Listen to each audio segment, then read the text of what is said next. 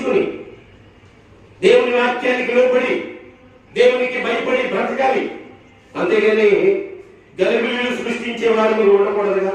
అందుకే ప్రియులకు రాసిన పత్రికలు అంటున్నాడు, విశ్వాసమును బట్టి తెలియపరుస్తున్నాడు, హృదయమును కాఠిన్యపరుచుకుని మనుషులను గురించి తెలియపరుస్తున్నాడు. ఎబ్రీయులకు రాసిన పత్రిక 3వ అధ్యాయము 12వ వచనంలో ధ్యానం చేస్తే, సహోదరులారా జీవము గల దేవుని విడిచి పోవునట్టి విశ్వాసము లేని దుష్ట హృదయము మీలో ఎవరికైనా ఉండునేమో అని జాగ్రత్తగా చూసుకోవాలంట. దేవుని విడిచిపెట్టే హృదయం అంట ఇది, దేవునికి దూరమైన హృదయం అంట. ఒకవేళ అది మన హృదయంలో ఉండే పురుగులాగా తొలిచి ప్రార్థన చేసుకోనీయకుండా, వాక్యం విననీయకుండా నీ జీవితాన్ని పాడు చేస్తుందేమో జాగ్రత్తగా చూసుకో అంటున్నాడు.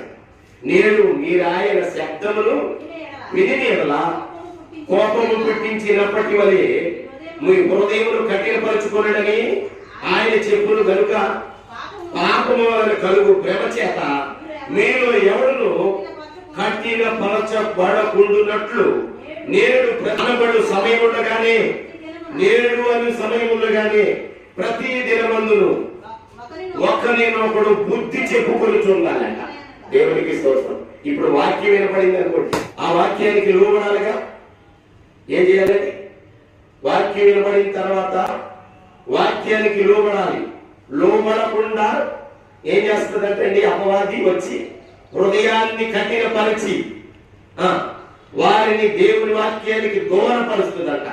ఒకవేళ అలా జరిగిన ఎడల ప్రతి దినము ఒకరినొకడు బుద్ధి చెప్పుకోవాలంట.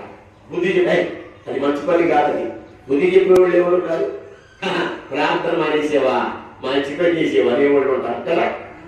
ఆరాధన మానేసేవా